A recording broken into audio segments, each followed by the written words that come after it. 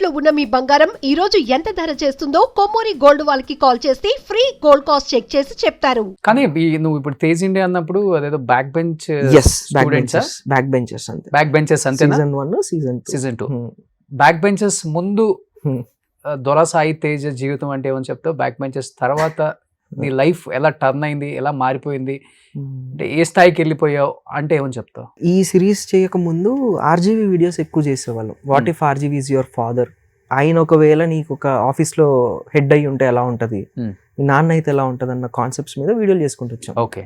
తర్వాత ఈ sketch formats, every week ఒక వీడియో అనే ఫార్మాట్స్ ఓల్డ్ అయిపోయింది. ఏం చేయాలి అన్నప్పుడు సిరీస్ నాకు తగ్గ కథ ఉంటుంది, స్కూల్లో ఉంటుంది, స్కూల్కి తగ్గట్టు రాసుకుందాం అని చెప్పి బ్యాక్ బెంచెస్ అన్న టైటిల్ పెట్టి 10 ఎపిసోడ్లు డెవలప్ చేసుకున్నాం. అది 15 ఎపిసోడ్లు అయింది. 7వ ఎపిసోడ్ వరకు తెలియదు అది అంత హిట్ అవుతుంది అని. 7వ ఎపిసోడ్ తర్వాత 10 million per ఎపిసోడ్ అలా బాగా పేలింది.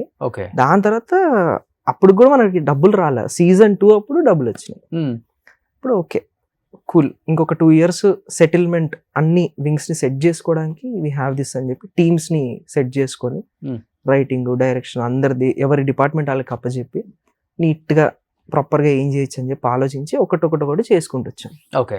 బట్ ఈ బ్యాక్ బెంచెస్ కి మొత్తం స్టోరీ, డైలాగ్స్ అంతే, డైరెక్షన్ అంతా రైటింగ్, డైరెక్షన్, యాక్టింగ్, కో ప్రొడ్యూసింగ్. ఓకే. ఎగ్జిక్యూషన్ కూడా అంత నెత్తి మీద వేసుకొని. ఈజీయే కాదు అసలు చెప్పాలంటే, చాలా కష్టం ఆ చిన్న ఏజ్ లో.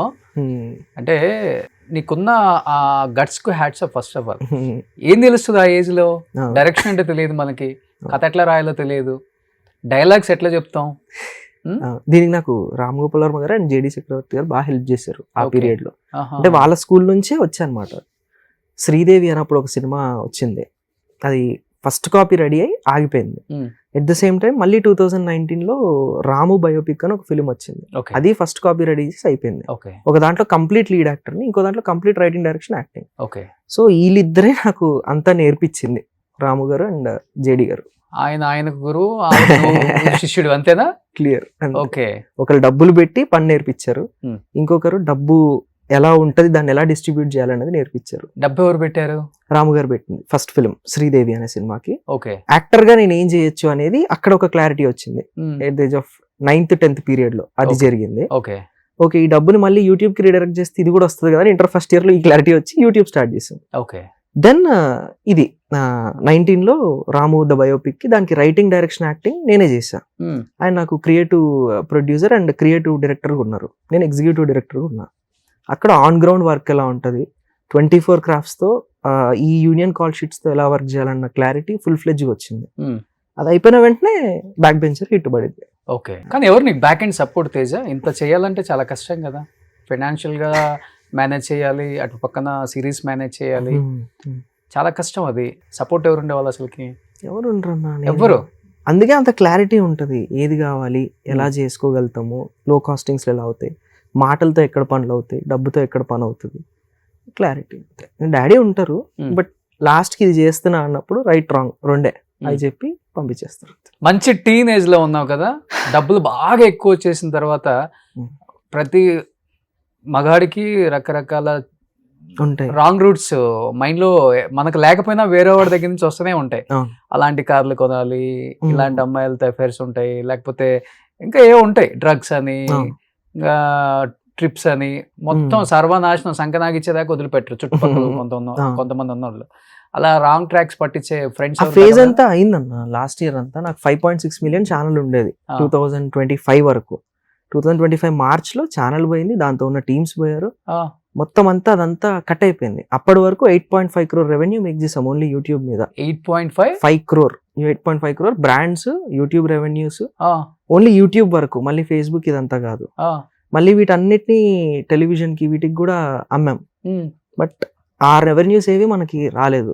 నెంబర్ గేమ్ అర్థం కాలేదు మనకి, క్రియేటివ్ సైడ్ ఉండడం వల్ల. And rest of the team అందరూ డబ్బు లేదంటే ఎందుకు ఉంటారు ఇలా ఎవరు, అదంతా లేదు. ఛానల్ కూడా కట్ ఆఫ్ అయిపోయింది, లీగల్ డిస్ప్యూట్ లో ఉంది. ఓకే. సో ఛానల్ లేదు ఇప్పుడు మన దగ్గర. అదే ఛానల్ తేజ్ ఇండియా. అది సౌత్ ఇండియాలో biggest channel, 5.6 million subscribers. Okay. ఆ టైంలో అంటే రీసెంట్ 23 వరకు యాక్టివ్ గా ఉంది. ఓకే. సో ఆ ఛానల్ లో అంత రెవెన్యూ మేక్ చేసాం స్పాన్ ఆఫ్ 4 years లో. ఓకే. ఆ ఛానల్ తోనే అన్ని పోయినాయి. లాస్ట్ ఇయర్ నుంచి మళ్ళీ 0 నుంచి బిల్డ్ చేసాం అన్ని. ఇప్పుడు 8.5 కోట్లు అని చెప్పావు కదా, అంటే మీకు వచ్చిన revenue overall revenue branding brand deals, YouTube revenues, television streaming కి ఇచ్చినవి, ఓకే, మల్టీ లాంగ్వేజ్ చేసినవి అట్లా. బట్ ఈ 8.5 కోట్ల రెవెన్యూ ఎవరి అకౌంట్ లో పడ్డాయి? మరి నీ అకౌంట్ లోనే పడతాయి కదా? కాదు, మనకి కంపెనీ ఉంటది, ఆ కంపెనీ డీల్ ఆఫ్ చేస్తుంటది. ఓకే, సో కంపెనీ రూపాయి కూడా లేదు, సాలరీస్ వచ్చినాయి. అండ్ షేర్ మోడల్ కి టర్న్ అయిపోగానే వీడికి గేమ్ అర్థం అయిపోతుందని చెప్పి బయటికి పంపించేశారు. ఓకే, ఏ కంపెనీ అది? ఉంటది లేండి, like this is on court కాబట్టి ఇట్ ఈస్ ఓకే. అంటే నేను అక్కడ ఉన్న రోజు ఫైట్ చేస్తున్నావు ఇప్పుడు కూడా? స్టిల్ ఇట్ ఈస్ ఆన్, అందుకే ఛానల్ కనిపించదు. అండ్ థింగ్ ఏంటంటే ఉన్న రోజులు నన్ను బాగా చూసుకున్నారు, ఉన్న రోజులు కంటెంట్ కి ఏం కావాలో అది ఇచ్చారు. బట్ ఆ గేమ్ అర్థమవుతుంది అన్న పాయింట్ లో, డబ్బులు ఎక్కువ వెళ్ళిపోతున్నాయి అన్న పాయింట్ లో, ఇంకా ఆఫీస్ పాలిటిక్స్ ఎలా ఉంటాయి ఆ బేసిస్ లో బయటకు. అండ్ వెరీ యంగ్ కదా, మొత్తం కంపెనీలోనే వెరీ యంగ్. ఓకే, ఏదో ఒకటి చేసి తోస్తారు బయటికి. అంటే అప్పటి వరకు ఛానల్ నీలైనా కానీ ఒక ఎంప్లాయ్ గా పనిచేసావు, షేర్ మోడల్లో కో ప్రొడ్యూసర్ గా. ఎంత వచ్చినా సగం సగం. బట్ నువ్వు కష్టపడింది అనుభవించావా తేజ నువ్వు? లేదు, ఇప్పుడు లాస్ట్ 1 year నుంచి I was well enough. Okay, before అంటే నేను చెప్తున్నది ఏంటంటే ఎప్పుడైనా కానీ ఫస్ట్ ఇన్నింగ్స్ అంతా గోల్డెన్ పీరియడ్ అన్నమాట. సెకండ్ ఇన్నింగ్స్ అనేది దేవుడు దయదలిచి చాలా కష్టంగా ఉందిరా అని ఆయన కొంచెం అనుకొని తినడానికి ఉండటానికి జరిగే మాత్రమే సెకండ్ ఇన్నింగ్స్. అది ఎక్కడైనా చూసుకోను, పెద్ద పెద్ద హీరోలే సెకండ్ ఇన్నింగ్స్ ఇప్పుడు విలన్ గా క్యారెక్టర్ ఆర్టిస్టులుగా చేస్తున్న ఆర్టిస్టులను కూడా నువ్వు చూసుంటావు. ఫస్ట్ ఇన్నింగ్స్ వచ్చినంత సెకండ్ ఇన్నింగ్స్ రానే రాదు, ఇంకా హైలీ ఇంపాసిబుల్. అది కాక ఇప్పుడు యూట్యూబ్ అంతా మారిపోయింది, ప్రతోడు ఇన్ఫ్లుయెన్సర్. ఇప్పుడు అవును, ఎవరినన్ను అడుగు, నేను ఇన్ఫ్లుయెన్సర్ అని అంటాడు, యూట్యూబ్ లో ఏదేదో వీడియో చేసేస్తాడు, వాడిని వీడిని తిడతాడు, వ్యూస్ కోసం ఏదో thumbnail పెడతాడు, అయిపోయింది. బట్ ఈ సెకండ్ ఇన్నింగ్స్ లో నువ్వు అనుకున్నంత రీచ్ అవ్వగలుగుతావు అంటే ఇంకా సెకండ్ ఇన్నింగ్స్ వరకు కూడా రాలే. ఫస్ట్ ఇన్నింగ్స్ ఫస్ట్ హాఫ్ లో ఆగింది, ఇంకా రావాలి. అండ్ ఇదంతా కాంటెంట్ క్రియేటర్ జర్నీ కదన్నా. అంటే ఇన్ఫ్లుయెన్సర్ జర్నీ అయితే చాలా ఈజీ మనీ ఉంటది, ఫట్టా మనీ మేక్ చేయొచ్చు. కానీ ఇది కాంటెంట్ క్రియేషన్ అనేటప్పటికి ఒక షోని 0 నుంచి డిజైన్ చేసి 100 వరకు తీసుకెళ్తే అప్పుడు దాన్ని వైరల్ చేసే వాళ్ళు ఇన్ఫ్లుయెన్సర్ కేటగిరీ కిందకి వస్తారు. మనం కాంటెంట్ క్రియేటర్ కేటగిరీలో ఉన్నాం కాబట్టి లాంగ్ ఫామ్ లో మనల్ని చూడాలి.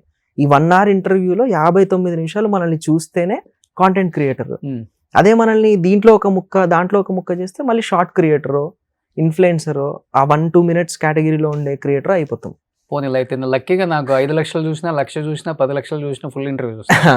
So that's how your content creator. That's where entrepreneurship, ఈ యాడింగ్స్ అయ్యే థింగ్స్ అన్ని, CEO అవ్వచ్చు, బోర్డ్ ఆఫ్ డైరెక్టర్, అవన్నీ ఆ విలువ ఉన్న వాళ్ళకి యాడ్ అవుతాయి. ఈ ఇన్ఫ్లుయెన్సర్ అనే థింగ్స్ కి it is not going to add. ఇప్పుడు ఆ టైంలో నీ మీద ఏమన్నా పాలిటిక్స్ జరిగినాయా? అంటే నువ్వు కాంటెంట్ వైజ్ చిన్న ఏజ్ లోనే నెక్స్ట్ లెవెల్కి వెళ్ళిపోతున్నావు కాబట్టి ఈ చుట్టుపక్కల ఉన్న ఈ యూట్యూబ్ కాంటెంట్ క్రియేటర్స్ ఓర్చుకోలేరు. డెఫినెట్ గా నిన్ను ఏదో విధంగా డౌన్ చేయాలి, అది ఫైనాన్షియల్ గా కావచ్చు, లేకపోతే సైకలాజికల్ గా ఏదో విధంగా ఉంటుంది.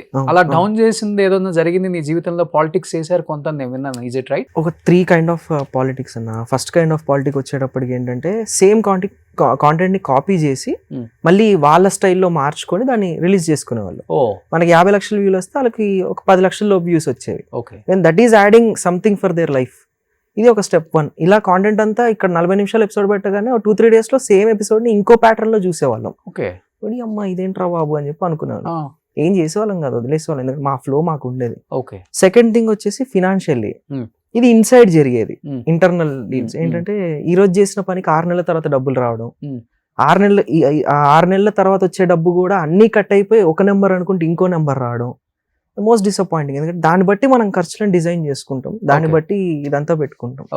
సెకండ్ థర్డ్ థింగ్ వచ్చేసి లీగల్ బ్యాటిల్స్ లోకి knowingly are annoyingly brand deals అని, అది చేయకపోతే నేను ఏదో ఒకటి డిఫర్మేషన్ డిఫేమ్ చేయడానికి ఏదో ఒకటి చేస్తామని అలా చేసి తగిలినవి కూడా ఉన్నాయి. కోర్టులలోకి వెళ్ళి హైకోర్టు నోటీసులు తెచ్చుకొని వెరీ బ్యాడ్ ఫేస్. నేను ఇంటర్వ్యూ 2 సంవత్సరాలు అయిపోయింది. అవును, ఇప్పుడు మీతో కూడా ఎప్పుడో అవ్వాల్సింది. అంటే మొహం చూపించుకోవడానికి కూడా వాష్ అవుట్ అయిపోయేలాగా. సుమన్ టీవీలో మీ పర్సనల్ అండ్ బిజినెస్ ప్రమోషన్స్ కోసం కింది నెంబర్కి కాంటాక్ట్ చేయండి.